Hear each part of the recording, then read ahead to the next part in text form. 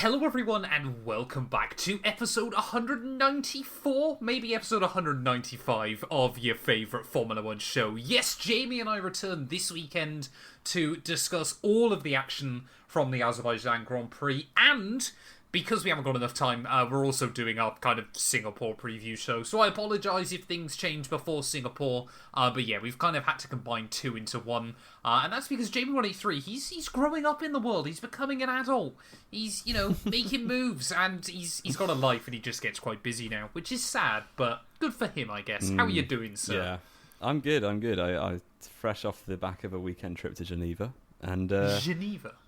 got another. Well, I heard Matt was coming to Manchester, so I thought I'd leave the country.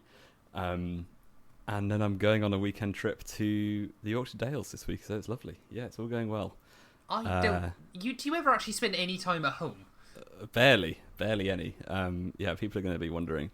You know that tax thing where you've got to spend 90 days in your residence to. Are you seriously going to try like and claim that you're some high net worth tax loop dodging? I barely even pay tax.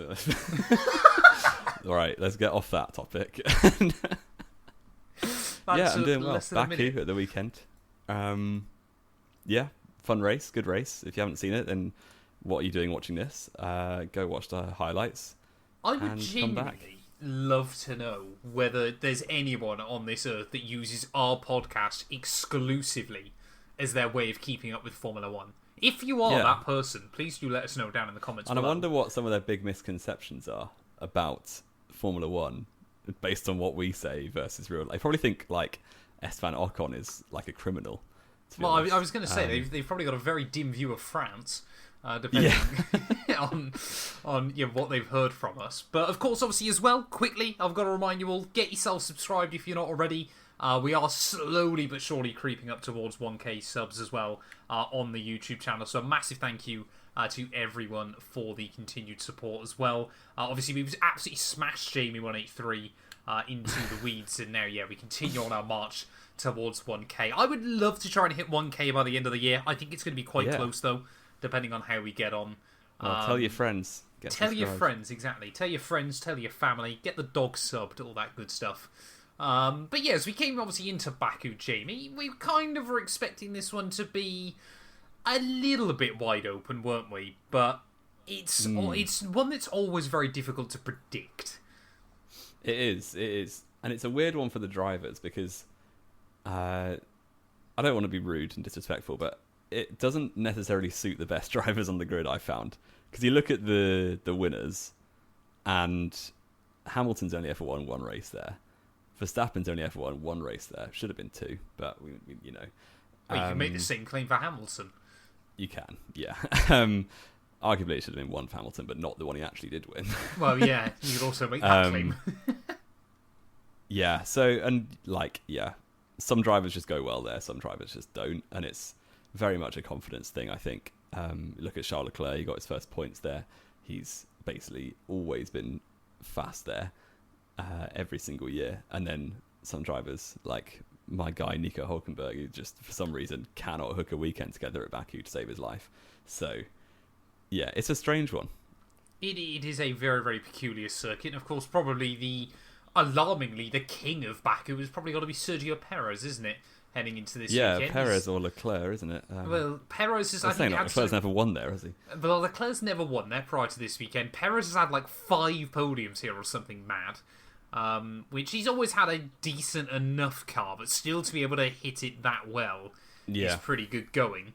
But obviously you mentioned Charles Leclerc. He was the first kind of bit of drama of the weekend, wasn't he? Because it didn't take him long in FP1 before he basically did the Kimi Antonelli. He went top of the board and then stacked it, which was pretty much exactly what you'd expect from Charles Leclerc at a track like this.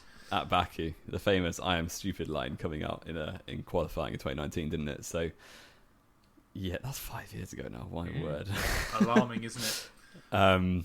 Yeah, classic. You always get these kind of things in practice. To be honest, you also get them in qualifying, but we didn't get them too much this time. There was one year, I think 22, I want to say, with 5 red flags. It was in just qualifying, chaos, wasn't it? Yeah, but another 2 drivers putting their cars on the wall. Both of the most inexperienced drivers on the grid in their second Grand Prix each. Am I making that up? Maybe Yeah, third, no, you're bang Colapinto. on. You're bang No, on. yeah, second each. Behrman and Colapinto, both finding a barrier in practice. But it was not too bad. Colapinto's was worse than Behrman's, wasn't it? But yeah, they lived to tell the tale. So, could have been a lot worse, and you're better off doing that in practice than in the Grand Prix, aren't you? So, Well, exactly. You got to try and find the limit at some point during the weekend, and well, if you're going to go over that limit, try and do it on Friday rather than Sunday. And a team that were seemingly right on their limit as well was Mercedes, wasn't it? Because they, as seems to be tradition, it feels like ever since the ground effect regs came in, Mercedes are whatever. I don't know what they do on a Friday, why they're so good, and then suddenly just fall apart as we get to Saturday. Because once again, we kind of obviously saw those 3 wins before the summer break, and they've kind of, they've admitted themselves they've kind of taken a step backwards again. But it kind of felt like Baku could have kick-started a resurgence once more of at least being in the fight for wins. But by the time we got to Saturday afternoon, it completely dissipated, hadn't it? The same can be said for Lando Norris's World Championship hopes by the end of Q1. Yeah, that was quite amusing to read when it happened. That Norris just didn't put a great lap together in his first run, and then second run it wasn't a perfect lap, but it was easily good enough to get him through, and then he got caught out by a yellow flag from Esteban Ocon, who was driving awfully slowly, not just because he's driving Alpine, or because he had he's some Esteban sort of Ocon. issue. He got a puncture, I believe. He had a puncture and was bringing the car back in very slowly. They put a yellow flag out just as Norris was going past, and then basically removed the yellow flag because they realised he wasn't a stopped car, he was just a slow-moving car. So I think they changed it to a white flag, didn't they? Which is ironic. And yeah, so Norris couldn't improve, was basically the only one who got screwed by the yellows, and was out in 17th, which was a clever ploy to try and boost his positions gained on lap 1 stat, because you can't lose many positions when you start in 17th. Well, it was 16th in the end, wasn't it? Yes, With the DSQ for good measure for the other Alpine, because, why wouldn't they just get disqualified from a qualifying session? Exactly. It's just what Alpine do, isn't it? But yeah, he was joined by Ricciardo, of course, his former teammate. Obviously, there's rumours that Ricciardo might be dropped come the end of the year. Obviously, yeah, Esteban Ocon, and, without fail, both those Sauber cars as well. Although Zhou Guanyu, I was rewatching Q1 to do the notes today. I did think he ended up 1.8 seconds behind Bottas in qualifying, but he did improve at the end of the session to go just 7/10 away, which is pretty good going by Zhou's standards this year. I don't think I know a driver this year that has done as many kind of what seeming... I don't believe it can consistently happen this much where it's, a conscious choice each time. But it feels like Zhou every single weekend pretty much bails out of his runs in qualifying and ends up like 8/10 away. But it's still, because it's the Sauber, it's only like 2 positions behind Valtteri. I don't know. It feels like he knows he's on his way out, doesn't he? So he's doing as best he can, but the car doesn't really inspire confidence. So yeah, that is a shame. It really is. What wasn't a shame, though, well, at least for me anyway, and I'm sure Jamie will have his excuses lined up, was Q2. Ollie Behrman out-qualified Nico Hülkenberg in their very first race together, and probably only ever raced together as Haas teammates. Yeah, well, I did say in the preview show, didn't I, that I thought this would happen. So I'll take that as a win for me, because it is Hulk's worst track, I would say, by a considerable margin. And it's got to be right up there for him, hasn't it? Behrman did a good job and was actually frustrated not to get into Q3 himself, wasn't he? But Hulk just didn't get it together on his last lap. All through quali up to that point, Hulk was faster, but then, didn't get it together in the second runs in Q2. It is a bit irrelevant, but I'm going to say it anyway. Obviously, both Williams making it to Q3 was pretty impressive, especially for old Franco, who very suddenly is becoming like a fan favourite, it feels like. We'll get on to a bit more later, I'm sure, but Colapinto, I'm almost sad that he's not going to be on the grid next year, and 2 races ago I barely knew who he was.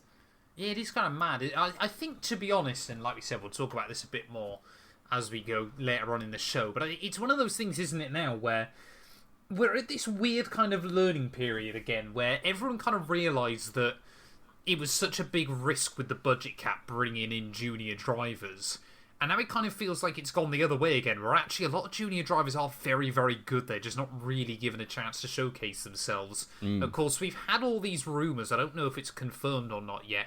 But at the end of the season, there's going to be, after Abu Dhabi, a 10-car rookie race. I saw that. That would be insane. Which would be a good fun watch as well. Hopefully, obviously, we'll get to see that. But yeah, Colapinto making it into Q3, and after we gave Sargent so much stick about the fact he never out-qualified Alex Albon in a legitimate qualifying session, admittedly it comes with an asterisk alongside it, but Colapinto's done it in just 2 attempts.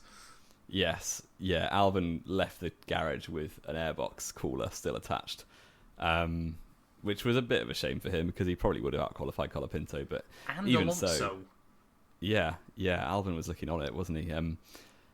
But yeah, 2 Williams in Q3 and an Aston Martin, and the rest of who you'd expect apart from Lando Norris.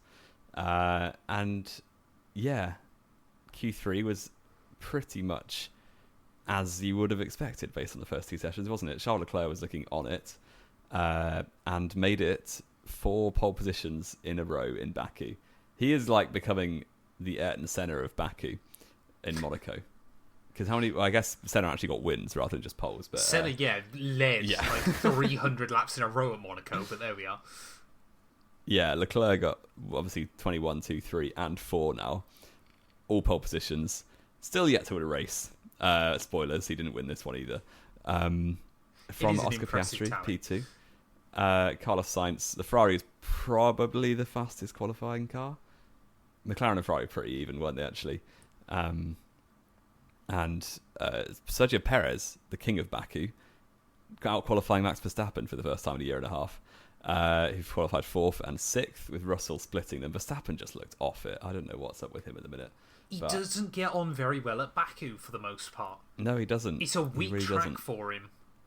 No, Singapore is a pretty good track, as much as the myth is that he's never actually won there. Which is true. That's up still and down true. for him. Yeah, no, he's I think one of the only tracks left on the calendar he hasn't won at. Probably is the only one because he won pretty much every race in the second half of last last season. Yeah, it's gotta be. Is it the only track? Because Perez won.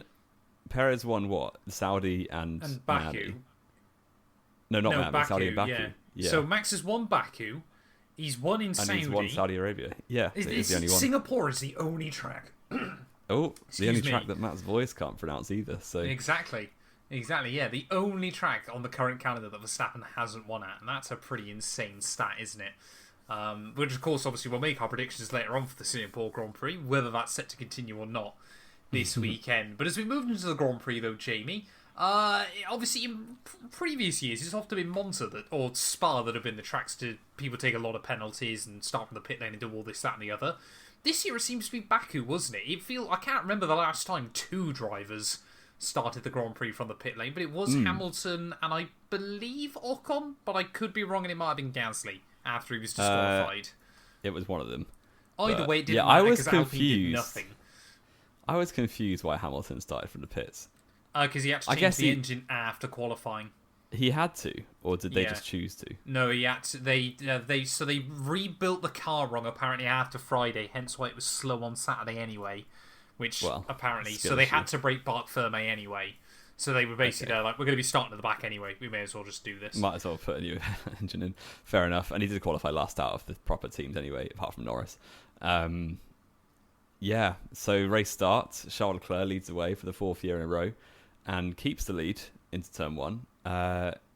Perez gets ahead of Carlos Sainz, and Verstappen got ahead of George Russell, and suddenly it looks like, okay, Red Bull could be a bit serious here since they're 3rd and 5th now with hopefully better race pace than they had in qualifying. Other things that happened on lap 1, classically, these two always, maybe I'm making it up, but Stroll and Tsunoda always just seem to crash into each other. I think they often find each other close on the road. Yeah. And I think it's a combination of Yuki... Well, actually, to be fair, Yuki wasn't the aggressor in this one. Stroll just kind of lazily kept the car at the inside, and it's Lance Stroll, isn't it? That's why he did it. But it kind of just... Yeah, it was a bit of a... as you said, it was a Yuki and Lance kind of crash, wasn't it? Yeah. Of a bit of a lack of awareness and a refusal to kind of back out of it from either of them. Yeah. And he ultimately screwed them both. Yeah, it was pretty avoidable. And Tsunoda was out straight away. And Stroll was, well, his pace was compromised. They said it wasn't to do with the crash, but then it probably was. It's probably due to what's driving the car, to be honest, but it would explain our lack of pace, but there we are. Yes, but at least they've got Adrian Newey next year, so could be worse. But he's still going to have to try and get Lance Stroll to do something. Hey, he's got as many pole positions as who's got one pole? Hulkenberg? Nico Hulkenberg. Yeah. That's not that impressive. For a while it was Lando Norris. That's not true anymore by a long way, is it? No, not anymore. Not anymore. Yeah, that is a shame. Yeah, first half of the race, or first stint of the race was pretty unremarkable, really. They were kind of just spread out a bit. Piastri was holding off Perez, who was in third. And Norris was just making his way through. He was up to about 8th, I want to say, because obviously the front straight at Baku is just a pure motorway. It is literally a motorway, yeah. Yeah, well, Jenson Button described it as that when he was driving a Mach Honda, which must have not been very fun when you're going 20k an hour, slower than everything else. But Norris, was just overtaking cars at will. And that was kind of it for the first stint. And then eventually, Sergio Perez pit from P3 to try and execute the undercut. But McLaren actually used some good papaya rules. And fair play, because this is a Red Bull move or a Mercedes move. And McLaren actually did very clever by telling Norris basically slow up Perez and make sure he couldn't undercut Piastri. And if not for that, I think Piastri probably would have been undercut. I don't know about you, but it seemed like Perez had it would have been pace. Incredibly close had he not been able to. Had Perez been able to pull that move off. Of course, he was helped a bit because he had all the slipstream back down towards turn 1 and pulled off the move anyway. But yeah, it certainly gave Oscar a bit more breathing room, which obviously allowed him then to get right up to the back of Charles Leclerc, because Ferrari and Leclerc, they kind of had a bit of a nightmare throughout the entire pit stop window. Their in-lap was slow, the pit stop was not great, and the out-lap was not brilliant either. So Oscar Piastri had pretty much taken 6 seconds out of Leclerc in the space of about 2 laps. And certainly, the heat was on. Yes, definitely. And once Piastri got in that DRS, you could kind of tell he wasn't going to let it go very easily. But fair play to McLaren, because all of that came about because they were proactive in keeping Norris in the way of Perez. So, yeah, credit where credit's due. But that left us with an insane spectacle for the rest of the race, really, wasn't it? Because you had Leclerc winning, Piastri, who had found some pace on these white-walled hards, and Sainz and Perez, I think, Perez was still ahead of Sainz, yeah. You just had this kind of battle closing in. Started off with the top 2, and then eventually the 3rd and 4th place cars were coming back at them as well. And it was all set to be a very entertaining second half of the race. Well, it's a very, very odd one, isn't it? Because the race itself was absolutely incredible. We cannot, kind of stress that enough. But there's not really a lot to talk about with a huge chunk of it still. Because obviously lap 20, Oscar Piastri made a brilliant move down the inside of Leclerc. Completely caught him napping in towards turn 1. And it was judged to perfection. He said after the race, when he went for the move, he was like, this is 50-50 whether I hit the ball or not. But yes, got it stopped, pulled off the move. But then it kind of meant, obviously, that, like we said, but by the end of the Grand Prix, you had 4 cars covered by just over a second. But Leclerc just simply could not find a way back past him. So it was kind of... It was very intense. It was very intense, the race. It was brilliant, although it probably won't look like it, or we can't really explain it and kind of do it justice. Well, it's just because there was always the jeopardy of, will Leclerc come back at Piastri? Exactly. Yeah. But in the end, the answer was no. But, if you think about movies, I'll use this analogy, something like, you can have an intense, something like A Quiet Place, if you've seen it, it's very, very intense, but it's only intense because the tension is so high throughout. Whereas something like an action thriller is not that intense at certain points, but there's just always stuff going on. Yeah. Yeah. That was off topic, but there you go. Hopefully, it was a good analogy. Why it was good. It was a good analogy, and we would recommend going back and watching the race if you haven't, because A Quiet Place, brilliant. Very good film. I've never seen it. I could not tell you what it's about, I know nothing. I've heard about it, but I Jim know from The nothing Office about is in it as well. Fair enough. But of course, yeah, we did. We say about that. It was obviously very, very close at the front. We still had obviously Lando Norris, who was basically trying to take his hard tyres as far as he possibly could to go for the alternate strategy. So he was kind of giving us something else interesting to watch whilst this was all going on. And by lap 38, just 13 laps to go, he did finally pit. And I don't think any of us would have thought this would have happened at the start of the race. But he did end up beating Verstappen still, which obviously is quite pivotal for the championship challenge. But it all then, as we got into all those final few laps, wasn't it? It was that quintessential, there's a battle for the win. Probably the best recent example I can give it was Singapore last year. And you're going, Leclerc's involved in this, or George Russell in that case. Something's going to go wrong soon. And with two laps to go, it finally did, didn't it, Jamie? There's only so much shaking of the bottle you can do before the lid flies off. Yes, yeah. Piastri kind of gaps the next pack of cars. Leclerc was still running second from Perez, from Sainz, and then there's a bit of a gap to Russell, and another bit of a gap to where Norris was just pulling away from Verstappen. And yeah, Perez goes for a very good move into turn one, I thought. And he almost pulled it off, but sadly for him, didn't. This is the penultimate lap, the start of lap 50 for those guys out of 51. And Carlos Sainz, the opportunistic, smooth operator that he is, just thinks, you know what, there's a podium here. I'm going to go for it. And he does go for it. And goes down the inside of Sergio Perez. And he almost has a look at Leclerc as well, doesn't he, for second. But that compromises Leclerc's him. tyres at this point are completely shot, aren't they? He's Yeah, just which is shredded odd, through them more than everyone else. He's a bit of a tyre whisperer. So. Well, he can be. He seems to be able to control it at the front, but as soon as he's under pressure, we saw him so many times, didn't we, lighting up the tyres and things like that. Oh, that slide shot. Those two action shots are brilliant. Unbelievable. Brilliant. Yes. Yeah, obviously. Yeah, Sainz but the then... signs. Go ahead. Go on, talk to me. Talk me through it, Jamie. Okay, nice. Well, Carlos Sainz is compromised on the exit of turn 2. And Sergio Perez is like, right, I'm not having both Ferraris beat me here.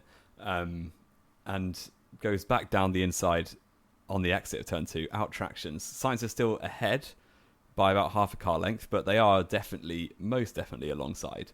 Perez's right front is alongside Carlos Sainz's left side pod. And then Sainz just edges and edges left to try and keep Leclerc's slipstream. Basically, he was taking the normal racing line somewhere a little bit between the two cars. And Sainz doesn't expect Perez to hold his ground. He thinks Perez will move to the left as well. And simply Perez doesn't. And they're both in the wall, at a full concrete wall. So it was, very... would have been quite a painful one for both drivers. But not only losing the podium, but also the physical impact, and that was both of them out of the race. And I really felt sorry for Perez because I don't put it on his door at all. Interesting. You're saying this is Sainz's fault, are you? I think it's one of those where Perez could have avoided it, but he didn't. He doesn't need to jump out of the way. And No, it's I more get on that. Sainz than Perez. Interesting, because this has been obviously raging on Twitter over the last couple of days, hasn't it? I've seen so many hilarious tweets about this because some people don't understand kind of how physics work and racing lines and things. I can understand obviously what you're saying. I think you've got to remember as well, obviously out of turn 2, the circuit does slightly bank to the left anyway, doesn't it? So obviously if Sainz kept driving straight, he was going to be putting himself in a wall at some point quite soon. As you said, obviously, Perez did have a lot of room to manoeuvre to his left as well. Mm-hmm. Honestly, for me, I don't think I've seen a more kind of generic example of a racing incident in quite a while. I personally don't think you could really blame anybody for that. It was just two cars battling, a slight miscommunication. As you're picking up speed off of a corner like that, it's going to just go wrong in an instant, and it did. And yeah, for me, it was racing incident. And of course, it did mean that George Russell, despite probably not seeing him since about lap 2, for the second time this year, he's going to capitalise, gain 2 places in the dying stages of a Grand Prix, and claim a trophy he didn't deserve. Which is odd that it's happened twice. Well, yeah, I guess it makes up for the one he got disqualified from. I'm sure he doesn't feel that way. No, probably not. Probably not at all. But yeah, I would put this more at Sainz than Perez. But I really felt sorry for Perez because it's easily his strongest race of the season. Oh, hilarious, isn't it? And it's very sad for him. Yeah. The one time. I mean, on the other hand, that probably does now mean his seat's safe to the end of the year. And if he can get another good result in Singapore, because that's another track he has been good at in recent years, then, you know, and it makes me positive for him. that Red Bull are serious again, because the race pace Perez showed was pretty good, and Verstappen just had an off day, I think, in Baku, because he's not a very good driver at Baku. So yeah. Verstappen's not particularly good at street circuits. I'm gonna go ahead and say it. He's not. He's nowhere near as good. It's not as he his is strength. At tracks. No, he's better at traditional circuits. The problem for Verstappen, I think, with street circuits is, of course, to find the limit for him, he likes to go over the limit. You can't do that at street circuits, so you always get the sense, watching him drive at a Baku or a Monaco or something like that, that 9 times out of 10, you kind of just get the sense that he's aware, he's almost hyper aware of the fact he's within not himself, confident of it. Which obviously in some street circuits now doesn't cost you much. Like I said, at tracks like Baku or, you know, potentially Singapore as well in recent years, or Monaco, it does often mean, that he does tend to struggle. And he kind of, you know, for someone like, you know, it's the perfect storm for Perez because he kind of excels the other way. But he's better at street circuits than any other circuit. Exactly. It kind of gives him a chance then to suddenly remind Red Bull why they've hired him. Admittedly, not particularly useful when it's 3 races out of 24. And because you've now had a crash with Sainz, you've gone and lost the constructors to McLaren for the first time since 2014. Am I not thinking that Sergio Perez at the last 2 Monaco Grand Prix hasn't scored points? So I think 2023. No, he didn't, did he? Yeah, you're correct. So because again, he's built up too much confidence. Strength. Yeah, he's built up too much confidence at street circuits. Yeah, exactly. Jamie, I'm gonna segue there quickly because that brings us to our quiz of the day. Okay, here we go.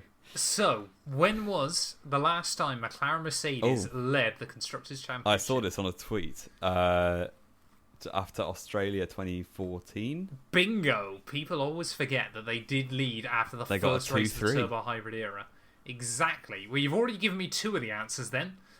Your goal today, Jamie, is to give me the top 10 point scorers from that 2014 quizzes. Or was it 2016 last week, wasn't 2014 quiz today. If you get one wrong, it's all over. You've already given me 2. You've got 8 more to go. So, Nico Rosberg won the race for Mercedes. He did.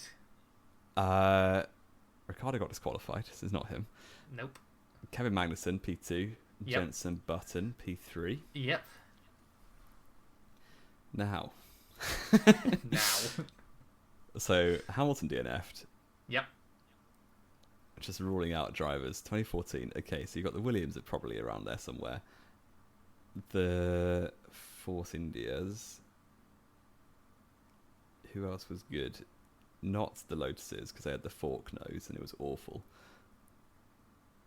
Vettel didn't. He didn't finish either. Ferrari were probably good. I'll go Fernando Alonso. Correct.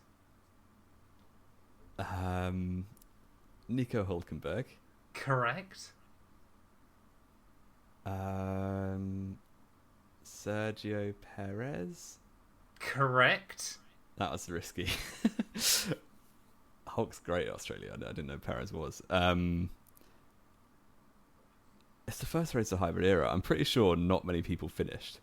Well, most teams couldn't get through winter testing. Never mind a Grand Prix. How many am I on? You've got 1, 2, 3, 4, I guess 5, 6 so far. Okay. The Toro Rossos might have been around there somewhere as well. I think... No, I'll play it safe first. Felipe Massa. Incorrect! Really? What happened to him? Oh, you're going to remember this instantly as soon as I tell you. If I say Kamui Kobayashi... Oh, yeah. Kobayashi peeled off half his car crashing into Massa, didn't he? He did. Down all right. Well, Bottas... you can't know. I said if you get one wrong. I'm going to get him right anyway. Okay. Bottas you've got 6. Yep, that's 2 more, but you're not having them. Verne. Yeah, that's 9. And Raikkonen. Correct. Great. Massa screwed me. Why was he the first one I went for? Well, Kobayashi technically screwed you, but yeah. Yeah, true. Who would have Kobayashi actually might have got points that race if he hadn't just rear-ended Massa. Yeah, he wouldn't have. You still had the Saubers that were, I mean, they weren't great that year, but they were still better than... Actually, they weren't really better than Marussia. No, they weren't. Were they? Because Kobayashi was racing Massa for position. Like, it was lap 1, wasn't it? Or it was turn 1. And it was Massa locked up both fronts and just went straight on. I think Massa had just had a bad... Massa was 9th on the grid.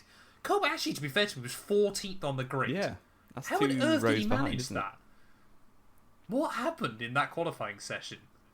It was wet, wasn't it? It was wet. mental. No, Kobayashi Q1 was was dry. good. Q2 was wet. What happened? So he out-qualified Chilton, Bianchi, Gutierrez, Maldonado. Ericsson, and Grosjean and Maldonado. There must have And been something wrong Perez with and both of Bottas. those. My word, how do you manage that? Yeah, wild. Absolutely wild. Maybe Bottas had a grid penalty. Yeah, maybe Kamui Kobayashi could have scored Caterham their only ever points in Formula 1 had he not decided to ram Felipe Massa In off the bottom into turn 1. And never forget, of course, obviously the 2014 cars, famous as always for their sexual aid front Having wings sex as aids well. on the front. Exactly. But anyway, we'll bring it back to 2024 then, Jamie. Obviously, Oscar Piastri, second win of the year. After a week after, obviously, McLaren have said they're going to be playing a number 1 driver, Oscar Piastri went, yeah, I'm your number 1, boys. Thank you very much. Not bad for number 2 driver in reference to his manager. I really wanted him to say that at the end of the race. I honestly thought he would as well. Leclerc, again, another pole, another non-win, and 4 now in a row at Baku without taking a win. George Russell with the most deserved podium we're ever going to see. Norris ahead of Verstappen. Alonso, Williams get a double points finish. I love that. 10 points. 10 points to Williams. They scored the same amount as Red Bull this weekend. Fun fact. With and Alonso, they scored more than the rest of the season combined. They have. They're up to 16 now. Which, to be fair, Sauber could do that by finishing 10th somewhere, which would be quite helpful for them. They could. But yeah, Albon beats out Colapinto with Hamilton and Behrman rounding out the top 10 because Hulkenberg, and it is hilarious, got absolutely screwed over, didn't he? At the end of that? Yes, he did. Yes, he did, and he was ahead of Colapinto, behind Albon, so it was on for a P8. Yep. He was right behind the crash, the Perez-Sainz crash when it happened. He ran over a bit of debris, thought he had a puncture because it was quite a big hit on the debris, so he backed off thinking he had a puncture. He then didn't have a puncture, but in backing off, Colapinto had got down his inside. And then, because it was yellow flags in that section of track, he saw the yellow box on the marshal post. And then just as he drove underneath it, probably too late, it went green. And everyone behind him saw it went green. He didn't. And then both Hamilton and Behrman overtook him.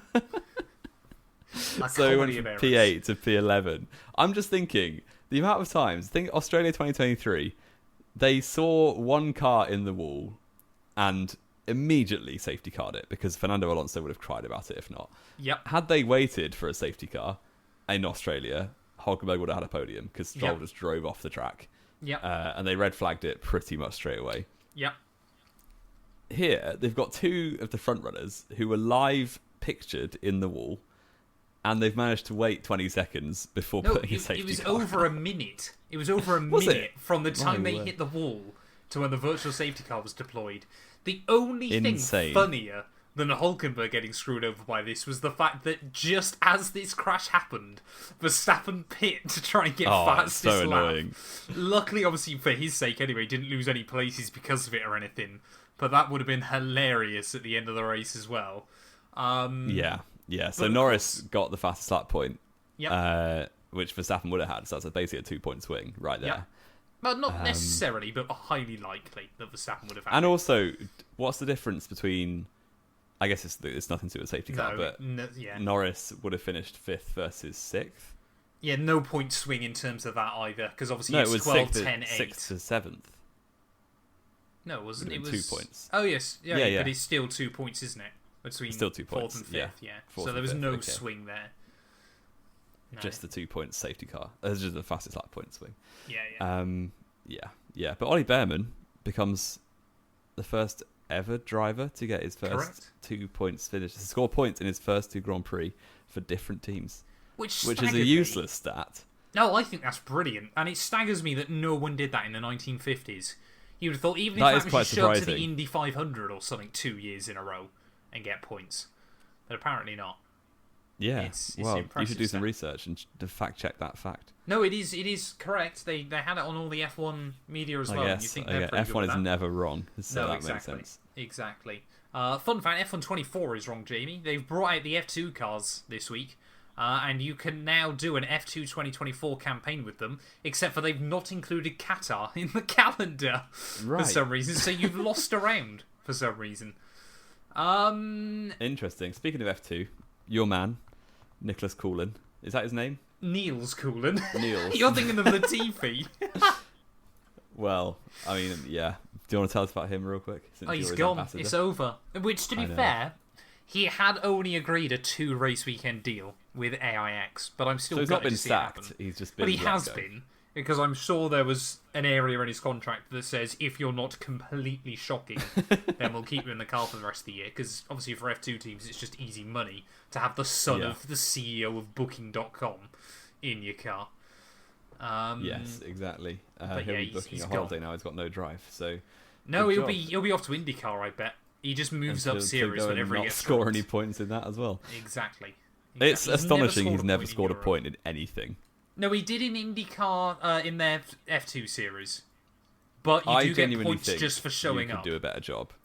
I No, actually, think I don't. give. We said that Oh, no, 2 weeks we ago. said that 2 weeks ago. I genuinely think give me a weekend in an You wouldn't do F2 any worse, put it that way. car. I reckon I could get within 6 seconds of pole. He was further off pole in Baku than Mahavir Raghunathan was a couple of years ago, or a few Yes. years ago now. I do think the physicality, you wouldn't even be able to do a lap in an F2 car. I think I'd be okay. I don't think you give me enough credit. I'm a Really? very strong man. Okay. But Bortoleto took the championship lead. He Get did. him in the Audi. Actually, don't get Colapinto in the Audi. That's my new conspiracy. I thought you wanted Joe in the Audi. Have you given Joe's up not on Joe? happening. Have you? I've given up. Have you genuinely given up now with Joe? There's Is it no over? chance Joe gets to see Is it anywhere. Jova, Jamie, would you say? It's Jova. It is. It is. But yeah, I would love to see Colapinto on the grid. And Lawson. Lawson to Toro Rosso. Bin off Ricardo. Yep, that's apparently going to be announced later this week. So And- we'll do that quickly, as we always do on the show. Yep. Jamie, big news coming into Singapore. Liam Lawson hasn't been maybe signed or not signed to VCARB. He has definitely not been. Helmut or he Marko has. has probably said something racist. Probably. That is one thing you can always bank on. Well, yeah, and, we'll get that one in there. Yeah. Well done, Liam Lawson. Or not well done. And keep Yeah. trying. Exactly. Good job or not, maybe. Yes, no. So Lawson apparently is going to be replacing Ricardo. So if you had to guess then, Jamie, Audi, if Lawson's got that VCARB seat, which he So does, many doesn't, options. It's a joke. you've got, well, I think you're really down to 3, aren't you? Because obviously I would McLaren are trying to put Bortoleto in. Yeah. You've obviously got Bottas, who apparently is trying to sweet talk Mattia Binotto as well. Or you've got Colapinto. Who do you sign for next year? I want them to go Bortoleto. I think they'll go Bottas. Interesting. You don't think think that's fair? Colapinto's got a shot? I don't think Williams got the power to put a driver of theirs in a rival team's seat, if you get what I mean. I just think Audi are interested in having who they can have. And, you know, for someone like Colapinto as well, you kind of think, you look at that Sauber this year, it's been complete dog poo. You kind of go But in... you're not on the grid next year. If you're not going to be on the grid next year, it's better, you know, for most of the other drivers they've tried to get, unless you're Hulkenberg and you're just chasing the money, it's basically... I going to be worse than where I'm I Mick could- Schumacher, although he won't get it. He won't get it. He doesn't deserve to get it either. The thing is with Colapinto, I listened to a podcast with Jolyon Palmer, which I'd recommend. We always love Jolyon. Palmer basically said, if you're a driver, you want to go against the most overrated driver on the grid. Yep. Because you look like a king. Yep. And if you go against the most underrated driver on the grid, it's a career finisher, basically. Yep. And he was talking about Nico Hulkenberg being the most underrated driver on the grid. So I genuinely think for Colapinto, it's probably better to stay on the sidelines at Williams Reserve for a year than it is to go to Audi, get battered by Hulkenberg, and then not be on the grid again. Hang on a minute. say he Behrman signs just their slapped Albon. him last weekend. Just make sure every race next year is a Baku. Every You're race gonna is have him Baku. be easily slapped. If Colapinto stays on the sidelines at Williams, if Albon or Sainz get to drive anywhere else for 26, which is fairly likely, then Colapinto will be straight back in at Williams. I wonder if that's the better long-term move for him. No, you've just got to take an opportunity in an F1 car when you can, because we know full well he's going to be off to IndyCar pretty soon. Yeah. But He I will hope they go absolutely Bortoleto in end up in Audi. IndyCar. Sorry? I hope they go Bortoleto. It'd be interesting to see. I think if he wraps up F2, then there's a good shot for it. But obviously we won't know that until the end of the season. Next F2 race is in 2.5 months. Exactly. So... Jamie, we've got a 4-week break after. So actually, no, we can talk about that next week. Ignore me. Predictions recap. What are the scores on the doors coming into this weekend? I can't help but feel I got screwed. 61 to 53. 8 points in it to you. 8-point margin. We love it. We absolutely love it. I've done a little bit alright here, you know. I think, yeah, you've done right because you took the predictions I wanted to do. I took Charles Leclerc on pole. So that's a little +2. 2 points to Jamie for the most obvious call in the world. Lando Norris to win. No points. Didn't happen. If Ocon wasn't in a yellow flag zone, then that might have got probably was going to happen. Yeah, but Jamie Piastri, was P2. 1 point. So that's 1 point, and Charles Leclerc P3. That's another point. So you did get Leclerc bottling the win from pole. 4 points for me. 4 points to Jamie 183. So I'm still ahead of you no matter what I do here. But yeah, I'm pretty certain I had a stinker, didn't I? You got Lando Norris on pole, incorrect. He was out in Q1. What a clown. Yep. Charles Leclerc to win. 1 point. 1 point. Lando Norris P2. No points. And Lewis Hamilton in P3. After Friday, that looked like a good call. So no points there either. Well, 1 point overall. Oh, 1 point, sorry. So yeah, I got 4, you got 1. Gap's down to 5. Let's go. Oh, that's a much better shot for you. With just a handful of races to go. Driver of the day. Who are we going to say, Jamie? There's a few shout outs to Colapinto. Shout outs also, both Williams drivers. Shout out to Alonso. I think really he did pretty well. Apart from Hamilton, who started from the pit lane, who did Alonso beat this weekend that he shouldn't? I don't know if the Aston was that much quicker than the Williams, but it was quicker than the Albon Williams. Or Colapinto. Exactly, he finished exactly where he should have done based on the circumstance. Fair enough. I will obviously go for Oscar Piastri. I think Oscar Piastri probably deserves it. Like we said, I think Albon deserves a shout out, so does Colapinto. Am I right in saying now with that result? Let me just double check this. But I believe Valtteri Bottas is now 22nd in a 20 driver championship, which is true. Yeah, he will be. Yep. Because Colapinto would have got ahead of him. Still behind Sargent. No. Colapinto, he might have already had the result, didn't he, last time? Yeah, Colapinto got the result last week. Fair enough. Well, he's definitely 22nd now. Bottas' best is 13th.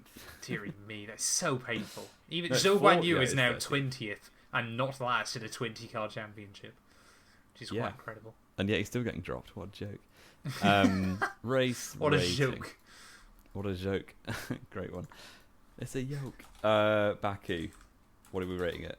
I'm going to say it was, like we said, it weirdly, you can't hype it enough in this. I'm having to look back at other races we've highly rated. Belgium, I think it was similar to Belgium, really, wasn't it? Yeah. Good tense battle for the win. But I'm going to say... No, you know what? I'm going to say exactly the same as Belgium, an 8. I was going to say the exact same too. So we're rating it half better than Monza. Which half a point better than Monza. Yeah, I think that's fair. Good weekend overall. 16 out of 20. Would watch again. Exactly. Well, would watch for the first time in my case. Yeah. Singapore, Jamie. We've had a couple of interesting bits coming up. We're going to do our quick Singapore preview show right now as well. It's got 4 DRS zones this year, which is mad. It has. But it's going to rain all weekend, so that's going to be irrelevant. Yeah. Yeah, I'm excited for a Singapore wet race because last time that happened, Hulkenberg nearly got a podium and then ran out of air. So no. Yeah? Not the last time it happened. When was it since? 2022. Really? Yeah, was it 2022 or last year when Hamilton and Verstappen both bottled it? Oh, yeah, that was 22. Yeah. Yeah. When Perez won, somehow. Yeah. Because he didn't last year was full dry. Yeah. Yeah. But George Russell still bottled it. yeah, just to remind everyone, Russell did hit the wall on the last lap when he. So did Lando, to be fair, but just Russell hit it a lot less. What were we saying? Singapore. What am I typing in? Singapore weather. Oh yeah, we might even get a race with that weather. It's looking wet this weekend. Wet and wild in Singapore. So you're predicting no one. Pole position will be Bernd Mailander. Fair enough. I like that. No. Also, did we have a safety car, or was it a virtual? Virtual safety car, but it does count. It does count. So that's a 6-race streak over. Yeah. So pole position will go to. Do I just go full hopium or do I be normal? Go hopium. I'll go Lando Norris on pole. Oh, that's not hopium, Jamie. You're fraud. It's not at all. I will go. Why not? Max Verstappen's going to end his goal drought. Really? He's going to finally win in Singapore. He is. He's going to tick them all off. It's bingo. I'll go. I want Norris to have a bad race. I'm just going to start thinking it's going to happen. Are you still worried about Norris? Second. I am very worried about Norris. I've said this many times. I know. Yeah. But the gap is coming down. We need but he's got to average 8.6 points a weekend. Do you know how many times Norris has taken more than 8 points out of Verstappen this year? Like once? Once. Do you know where that was? Monza? No, Australia. When Max didn't finish. Oh, yeah. Seriously, he really should be taking at least 7 points a race out of him. Well, it's the only time he's taken more than 8 is the critical thing there. He's taken 8 out of him a couple of times. Yeah. Okay, where was I? Norris on pole, Verstappen P1, Piastri P2, and Lewis Hamilton. Really? That's pure what you're vibes. Locking in. That is incredible, and I love it. Right, I'm going to have to go different then, aren't I? I'm going to say Charles Leclerc pole. Mm-hmm. We're gonna say another Leclerc pole, but we're gonna say another Lando Norris win. I'm gonna say Leclerc P2, Oscar Piastri P3. My plan by the end of the season is to manifest it so Verstappen finishes third.